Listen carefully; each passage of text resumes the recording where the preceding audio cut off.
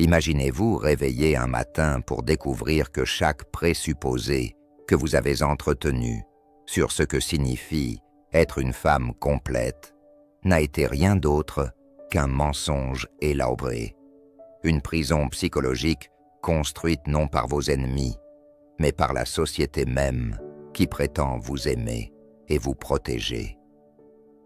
Imaginez-vous debout dans votre appartement silencieux, café à la main, la lumière du soleil filtrant à travers des fenêtres qui vous appartiennent entièrement, et réalisant soudainement que ce moment de solitude n'est pas l'intermède tragique avant que votre vraie vie commence, mais peut-être l'existence la plus authentique que vous ayez jamais vécue. Pourtant, quelque chose ne va pas, n'est-ce pas? Malgré la liberté, malgré l'autonomie, malgré la paix indéniable qui accompagne le fait de ne rendre de compte qu'à soi-même, il y a cette voix persistante, parfois celle de votre mère, parfois celle de la société, parfois la vôtre, qui murmure que vous êtes d'une certaine manière incomplète, que vous vivez en défiant un ordre cosmique, un impératif biologique, une vérité fondamentale sur ce que les femmes sont censées vouloir, avoir besoin et devenir. Voici le paradoxe que Carl Jung, le légendaire psychiatre suisse et fondateur de la psychologie analytique, a compris mieux que quiconque.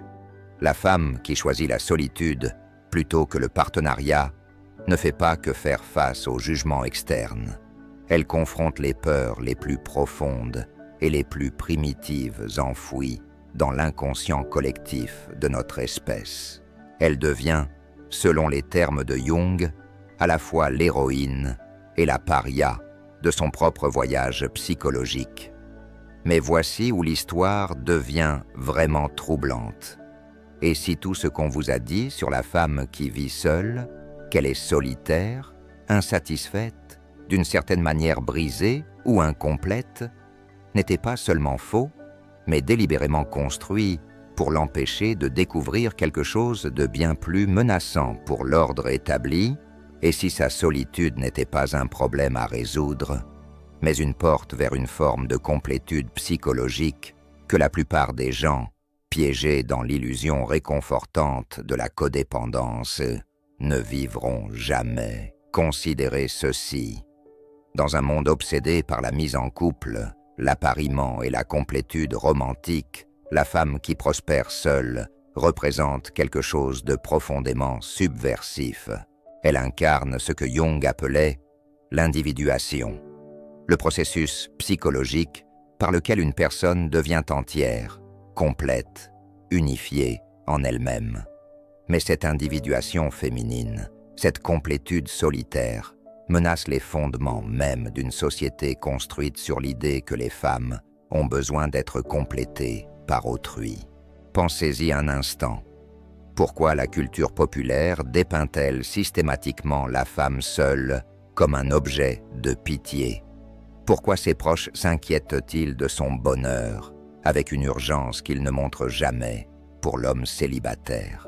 Pourquoi existe-t-il un sentiment collectif que quelque chose ne va fondamentalement pas chez une femme qui choisit sa propre compagnie par-dessus tout? La réponse réside dans ce que Jung identifiait comme l'ombre collective, cette partie de la psyché sociétale que nous refusons de reconnaître. La femme qui vit seule et s'épanouit révèle une vérité que la société préfère garder enfouie, que l'indépendance féminine complète n'est pas seulement possible, mais potentiellement transcendante. Elle devient le miroir qui reflète les compromis, les sacrifices silencieux et les vies à moitié vécues de ceux qui ont accepté que l'amour requiert la perte de soi. Mais il y a quelque chose d'encore plus profond ici, quelque chose que Jung lui-même a entrevu dans ses écrits sur l'anima et l'animus, les aspects féminins et masculins présents dans chaque psyché. La femme qui vit seule a peut-être découvert le secret ultime de l'individuation. Elle a appris à intégrer ses aspects masculins et féminins en une totalité psychologique complète. Elle n'a plus besoin de projeter sa complétude sur un partenaire extérieur parce qu'elle a trouvé l'union sacrée en elle-même. Cette réalisation devrait vous terrifier autant qu'elle vous inspire. Car si c'est vrai, si la solitude choisie peut mener à une forme de complétude psychologique que la plupart d'entre nous ne peuvent qu'imaginer, alors que dit cela de nos relations, de nos besoins, de nos peurs les plus fondamentales? Que dit cela de la nature même de l'amour et de la connexion humaine? Êtes-vous prête à explorer cette vérité troublante sur les femmes qui vivent seules? Une vérité qui pourrait remettre en question tout ce que vous pensiez savoir sur l'épanouissement, l'amour, et ce que signifie vraiment être complète. Pour comprendre pourquoi la femme qui vit seule provoque une telle anxiété collective, nous devons plonger dans les profondeurs de ce que Jung appelait l'inconscient collectif, cette couche primordiale de la psyché humaine qui contient les archétypes universels, les modèles comportementaux ancestraux qui gouvernent nos réactions les plus instinctives. Et là, enfoui dans cette strate psychologique ancestrale, se trouve un archétype si puissant, si fondamental à notre compréhension de la féminité, que sa remise en question ébranle les fondements mêmes de notre réalité sociale. Cet archétype, c'est celui de la femme incomplète, l'idée profondément ancrée que la nature féminine est essentiellement réceptive, qu'elle ne peut s'épanouir que dans la relation, qu'elle n'existe pleinement que lorsqu'elle est définie par rapport à autrui. Cette croyance ne vient pas de nulle part. Elle s'enracine dans des millénaires d'évolution, de survie tribale et de structures patriarcales qui ont façonné non seulement nos sociétés, mais notre compréhension la plus intime de ce que signifie être femme. Arthur Schopenhauer, dans sa philosophie pessimiste, voyait la femme comme fondamentalement orientée vers la reproduction et la préservation de l'espèce, incapable de la contemplation désintéressée qui caractérise le génie masculin. Bien que cette vision soit profondément dépassée et problématique, elle révèle quelque chose de crucial. Depuis des siècles, la pensée occidentale a construit la féminité comme essentiellement relationnelle, définie par sa capacité à nourrir, à supporter, à compléter autrui, plutôt que par sa capacité à être complète en elle-même. Jung lui-même, malgré ses intuitions révolutionnaires, n'était pas exempt de ces préjugés. Il décrivait l'anime, l'aspect féminin de la psyché masculine, comme étant émotionnelle, irrationnelle, séductrice. Mais voici le paradoxe fascinant. En étudiant l'individuation, Jung a involontairement créé le cadre théorique qui permet de comprendre pourquoi la femme qui vit seule représente une évolution psychologique si menaçante. L'individuation, selon Jung, est le processus par lequel une personne intègre les aspects conscients et inconscients de sa personnalité pour devenir un individu complet et unifié. C'est un voyage solitaire, introspectif, qui exige de confronter son ombre, ces parties de soi que l'on refuse de reconnaître. Pour la femme, ce processus implique souvent d'intégrer son animus, ses aspects masculins refoulés, l'assertivité, l'indépendance, la capacité à être complète sans relation. Mais voici où le problème devient psychologiquement et socialement explosif. Une femme qui a accompli cette intégration, qui a embrassé son animus autant que son anima, qui a appris à être à la fois nurturée et chasseur, réceptive et assertive, émotionnelle et rationnelle.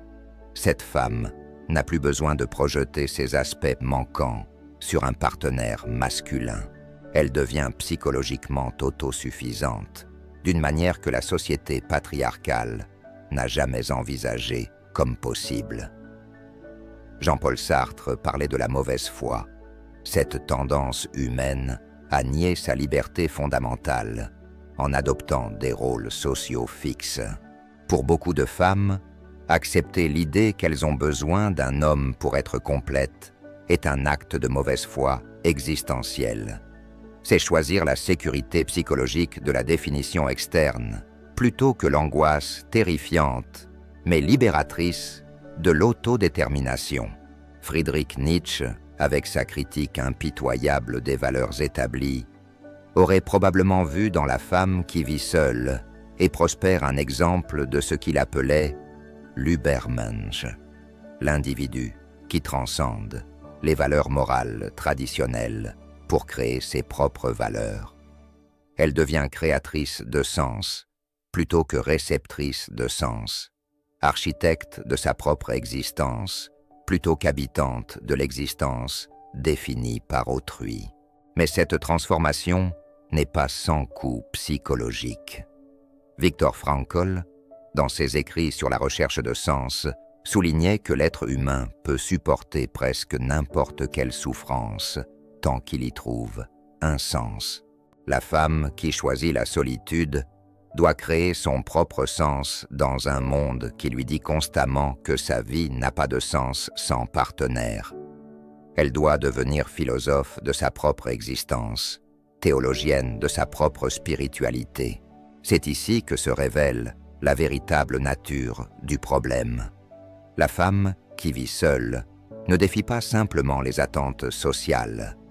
Elle expose l'illusion sur laquelle repose une grande partie de notre compréhension des relations humaines. Elle révèle que ce que nous appelons amour est souvent une forme de dépendance psychologique déguisée, que ce que nous nommons complétude dans le couple est fréquemment une fuite de l'individuation personnelle. L'angoisse que provoque la femme seule épanouie n'est donc pas seulement une réaction sexiste ou conservatrice. C'est une réaction existentielle face à quelqu'un qui a trouvé une voie vers l'authenticité que la plupart d'entre nous n'osons même pas imaginer. Elle devient le miroir qui reflète nos propres compromis, nos propres fuites de nous-mêmes, nos propres peurs de la solitude fondamentale de l'existence humaine. Cette peur révèle quelque chose de profondément troublant sur notre époque. Nous avons confondu connexion et fusion, amour et codépendance, partenariat et complétude. Et face à une femme qui a appris à être complète sans fusion, notre inconscient collectif tremble. Mais les implications de cette révélation s'étendent bien au-delà de la simple remise en question des normes sociales. Elles infiltrent chaque aspect de notre réalité collective, créant un réseau invisible de distorsions psychologiques qui affectent non seulement la femme qui vit seule, mais l'ensemble de la société qui l'entoure. Car lorsqu'une vérité aussi fondamentale que la nature de la complétude féminine est remise en question, c'est tout l'édifice de nos croyances sur l'amour, le bonheur et l'épanouissement humain qui vacille. Considérez d'abord l'effet sur l'inconscient collectif des autres femmes. Face à leurs sœurs qui prospèrent dans la solitude, elles se trouvent confrontées à ce que les psychologues cognitifs appellent la dissonance cognitive, cette tension psychologique insupportable qui naît lorsque nos actions contredisent nos croyances profondes. La femme mariée ou en couple, qui a peut-être sacrifié des aspects de son identité pour maintenir l'harmonie relationnelle, se trouve soudainement face à une alternative qu'elle n'avait jamais osé envisager comme viable. Cette dissonance se manifeste de manière particulièrement pernicieuse. Elle peut prendre la forme d'une pitié condescendante. Pauvre Sarah, elle n'a personne pour prendre soin d'elle, qui masque une envie inavouée de cette liberté apparente. Ou elle peut s'exprimer par une urgence obsessionnelle à arranger la situation de la femme seule, à lui présenter des partenaires potentiels, comme si son état de solitude était une maladie contagieuse qui menaçait la stabilité du groupe social. Plus troublant encore, cette dissonance peut pousser certaines femmes à sabotager inconsciemment leurs propres relations pour retrouver une forme d'authenticité qu'elles avaient perdue.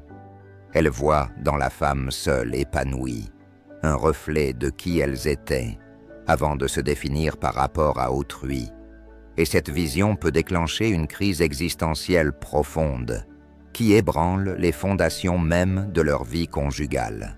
Les hommes, eux, font face à une perturbation encore plus fondamentale de leur compréhension du monde. Conditionnés depuis l'enfance à croire qu'ils sont nécessaires à l'épanouissement féminin, qu'ils représentent la pièce manquante qui complète le puzzle de la vie d'une femme, ils se retrouvent confrontés à une réalité qui remet en question leur identité masculine la plus profonde. La femme qui n'a pas besoin d'eux ne les rejette pas simplement. Elle révèle que leur conception de la masculinité était peut-être construite sur une illusion. Cette révélation déclenche ce que Jung aurait identifié comme une activation de l'ombre masculine, cette partie refoulée de la psyché masculine qui contient tous les aspects que l'homme refuse de reconnaître en lui. Face à une femme complète sans lui, l'homme peut ressentir une rage inexplicable, une diminution de sa valeur personnelle, ou au contraire, une fascination mêlée de terreur devant cette indépendance qu'il n'a jamais appris à comprendre. Mais les conséquences les plus insidieuses se manifestent dans la sphère économique et sociale. Une société construite sur l'idée que les femmes ont besoin de protection, de soutien, de complétude masculine, a développé des structures entières. Industrie du mariage, industrie de la beauté orientée vers la séduction, marchés immobiliers pensés pour les couples, qui dépendent de la perpétuation de cette croyance en l'incomplétude féminine. La femme qui prospère seule devient une anomalie statistique qui menace ses équilibres économiques. Elle achète sa propre maison, prend ses propres décisions financières, construit sa propre sécurité. Elle représente un marché que l'économie traditionnelle peine à comprendre et à cibler, car elle échappe aux catégories habituelles de la consommation féminine. Plus profondément, elle expose les biais cognitifs qui imprègnent nos institutions. Le biais de confirmation nous pousse à interpréter ses succès comme des exceptions, ses moments de solitude comme des preuves de son malheur caché, ses choix comme des stratégies d'adaptation à une situation subie, plutôt que comme des décisions authentiques. Les médias perpétuent ces distorsions en présentant systématiquement la femme seule, soit comme une héroïne tragique en quête d'amour, soit comme une figure pathologique à plaindre. L'effet le plus pervers de ces conséquences invisibles se manifeste dans l'auto-sabotage psychologique de la femme seule elle-même.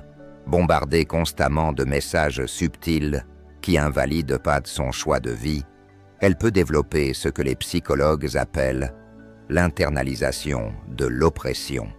Elle commence à douter de sa propre expérience, à questionner son propre bonheur, à chercher des signes de manque ou d'incomplétude là où il n'y en a pas. Cette internalisation peut la pousser à surjustifier ses choix, à multiplier les activités sociales pour prouver qu'elle n'est pas isolée, à développer une hyper-indépendance défensive qui masque parfois une vulnérabilité authentique. Elle peut même aller jusqu'à rejeter des connexions humaines significatives par peur qu'on interprète sa solitude comme un échec plutôt que comme un choix. Le plus tragique, c'est que cette pression sociale peut l'empêcher d'accéder à la véritable profondeur de son expérience solitaire, car la solitude choisie, quand elle est pleinement assumée, ouvre des territoires de conscience et d'introspection que la vie relationnelle constante ne permet pas d'explorer. Elle offre une qualité d'écoute intérieure, une capacité à se connaître sans les miroirs déformants du regard d'autrui, une possibilité de développer ce que Jung appelait la fonction transcendante, cette capacité à intégrer les opposés psychologiques pour accéder à un niveau supérieur de conscience. Mais tant que la société continue à pathologiser cette solitude, tant que l'inconscient collectif continue à la percevoir comme une anomalie à corriger, plutôt que comme une voie possible vers l'individuation, la femme qui vit seule reste prisonnière d'une bataille qu'elle ne devrait pas avoir à mener, celle de justifier l'authenticité de sa propre expérience de complétude. Mais il existe un chemin de sortie de cette prison psychologique, une voie de libération qui exige non seulement du courage, mais une révolution complète de la conscience. Cette rébellion ne se mène pas dans les rues ou sur les barricades, mais dans les territoires les plus intimes de la psyché, là où se forgent nos croyances les plus profondes sur qui nous sommes et ce que nous méritons.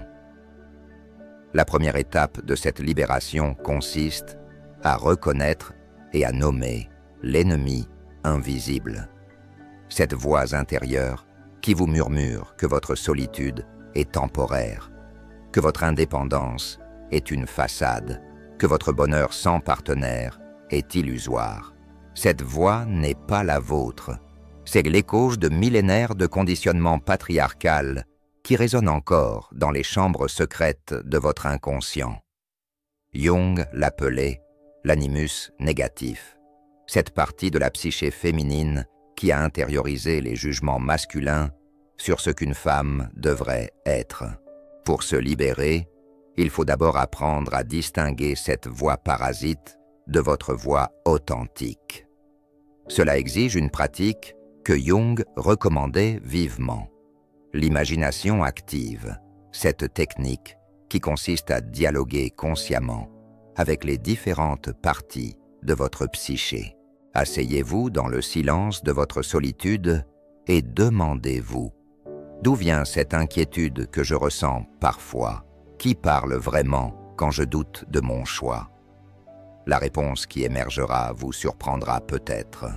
Vous découvrirez que cette voix porte souvent le visage de votre mère, de votre grand-mère, de toutes ces femmes qui ont vécu avant vous dans un monde où l'indépendance féminine était non seulement impensable, mais dangereuse. Elles parlent à travers vous, non par malveillance, mais par amour mal orienté. Elles tentent de vous protéger d'un danger qui n'existe plus. L'histoire nous offre des modèles puissants de femmes qui ont brisé ces chaînes psychologiques. Virginia Woolf, dans Une chambre à soi, n'écrivait pas seulement sur l'importance de l'indépendance économique féminine. Elle révélait la nécessité absolue d'un espace psychologique autonome, d'un territoire intérieur où la femme peut exister sans les définitions imposées par autrui. Une femme doit avoir de l'argent et une chambre à soi si elle veut écrire, disait-elle. Mais cette chambre est aussi métaphorique que littérale. Georgia O'Keeffe, l'artiste qui a peint ses visions les plus intimes, malgré les interprétations sexualisées qu'en faisaient les critiques masculins, incarnait cette rébellion psychologique. Elle refusait catégoriquement que sa créativité soit définie par son rapport aux hommes, insistant sur l'autonomie absolue de sa vision artistique. J'ai trouvé que je pouvais dire des choses avec des couleurs et des formes que je ne pouvais pas dire autrement, des choses que je n'avais pas de mots pour dire. Cette découverte du langage personnel, distincte du langage collectif, est au cœur de la libération. Mais la rébellion véritable va au-delà de la simple résistance aux pressions externes. Elle exige ce que Nietzsche appelait la transvaluation des valeurs. la capacité à créer vos propres critères de réussite, vos propres définitions du bonheur, vos propres mesures de l'épanouissement. Au lieu d'accepter que l'amour romantique soit la plus haute forme d'accomplissement humain, vous devez oser imaginer d'autres formes de transcendance. Cette rébellion passe par la cultivation de ce que Jung nommait la fonction transcendante, cette capacité psychique qui permet d'intégrer les aspects apparemment contradictoires de votre nature. Vous n'êtes ni purement indépendante, ni purement relationnelle, ni exclusivement forte, ni exclusivement vulnérable.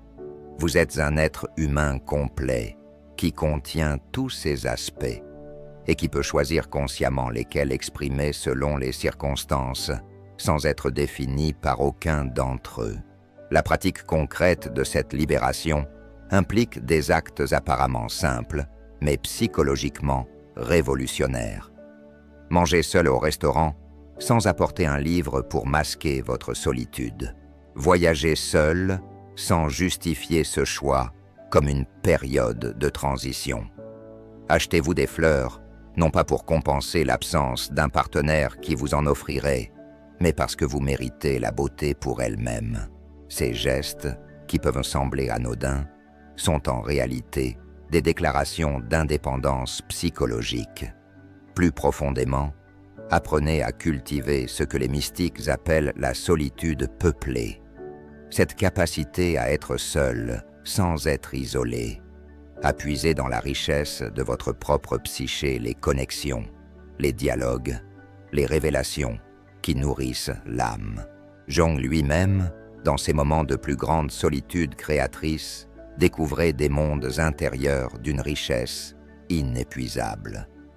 Son livre rouge témoigne de ces explorations solitaires qui ont révolutionné notre compréhension de la psyché humaine.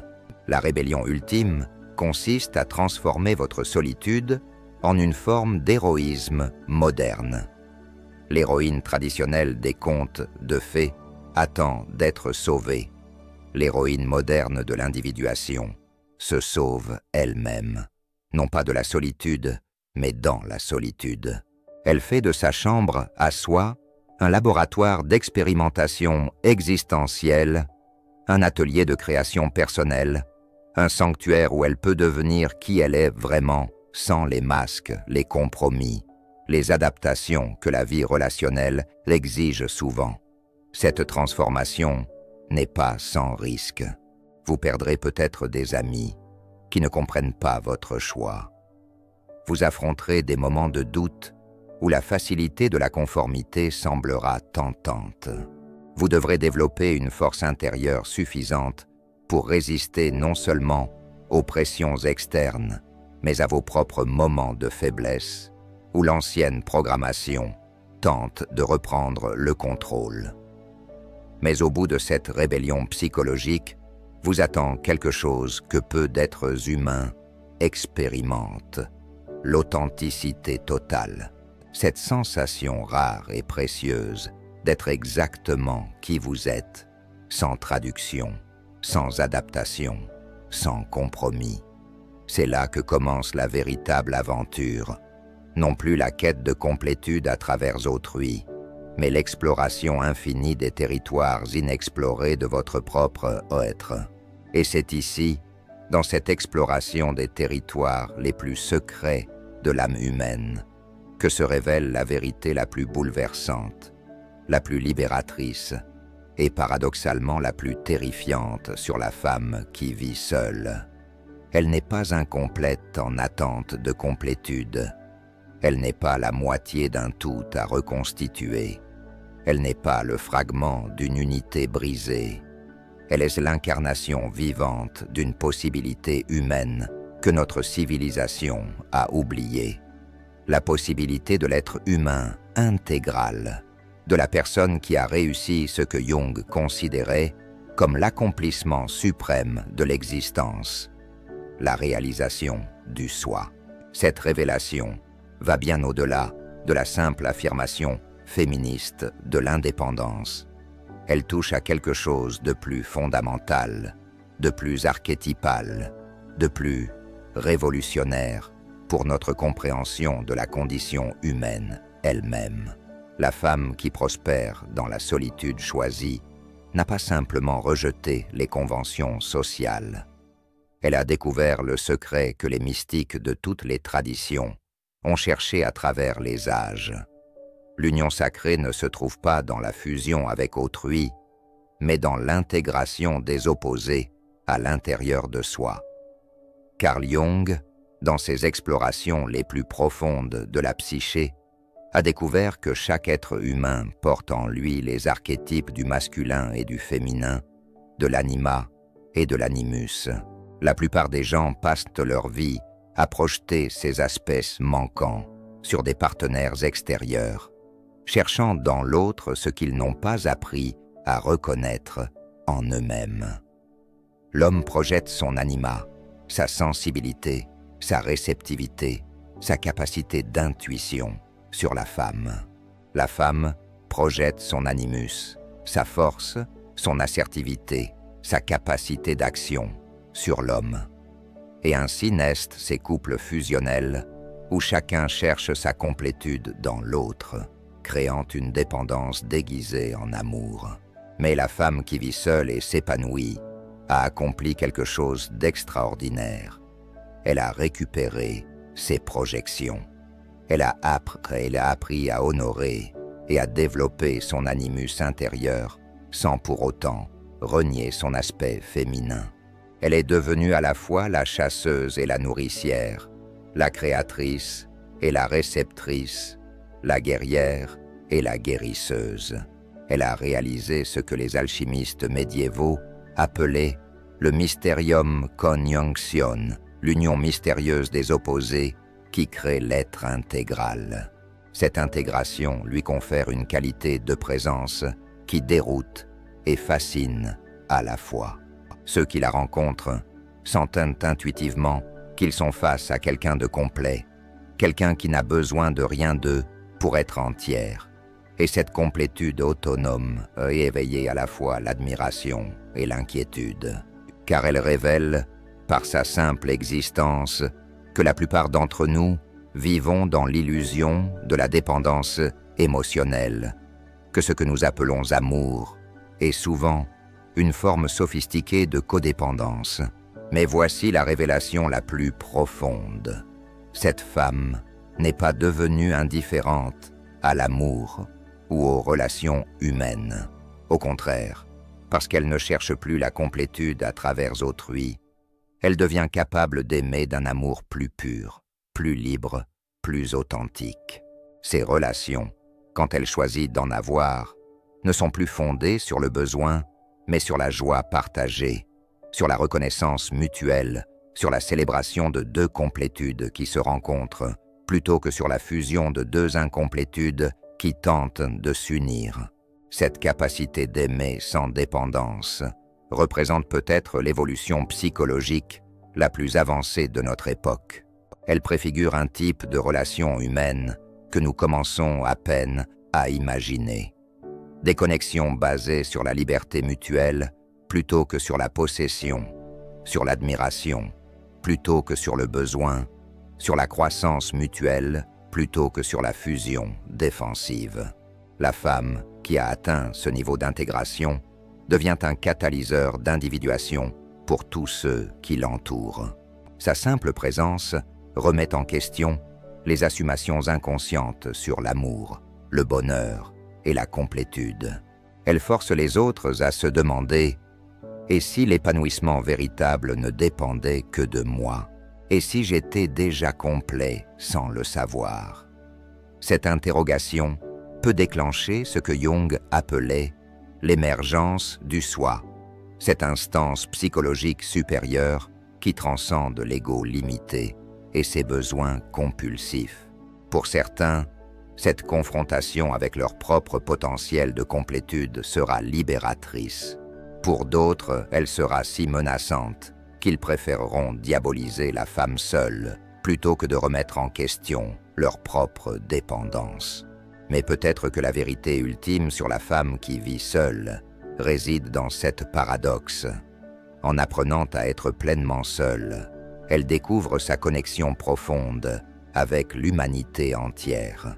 En appartenant à personne en particulier, elle appartient à l'univers. En ne cherchant plus l'amour désespérément, elle devient amour. En cessant de poursuivre le bonheur, elle devient la source de sa propre félicité. Cette transformation n'est pas réservée aux femmes exceptionnelles, aux solitaires nés, aux inadaptées sociales. Elle est accessible à toute femme qui ose questionner les narratifs qu'on lui a imposés sur ce qu'elle devrait vouloir, être et devenir. Elle demande simplement le courage de préférer l'authenticité à l'acceptation, la vérité intérieure à la validation externe, la complétude personnelle au compromis relationnel. Car au bout du compte, la femme qui vit seule et s'épanouit nous enseigne quelque chose de crucial sur la condition humaine. Nous sommes tous fondamentalement seuls, même dans l'amour le plus fusionnel, même dans l'intimité la plus profonde. Nous demeurons des consciences séparées qui ne peuvent jamais totalement se rejoindre. Cette solitude ontologique peut être vécue comme une tragédie ou comme une libération. La femme qui a choisi sa solitude a transformé cette vérité existentielle en une source de force, de créativité et paradoxalement d'amour universel. Elle nous montre qu'il est possible de danser seul avec la vie, de créer sa propre musique intérieure, de trouver dans sa propre compagnie une richesse inépuisable. Et peut-être qu'en apprenant à être vraiment seul, elle nous enseigne finalement ce que signifie être vraiment ensemble, non pas dans la dépendance, mais dans la liberté, non pas dans le besoin, mais dans la joie, non pas dans la peur de la solitude, mais dans la célébration de l'individualité. C'est là sa révolution silencieuse. Transformer la solitude de malédiction en bénédiction, de manque en plénitude, de prison en royaume. Elle nous invite tous, hommes et femmes, à oser cette même transformation, à découvrir que nous sommes déjà complets, que nous avons toujours été complets, et que l'amour véritable commence là où finit le besoin de l'autre pour exister.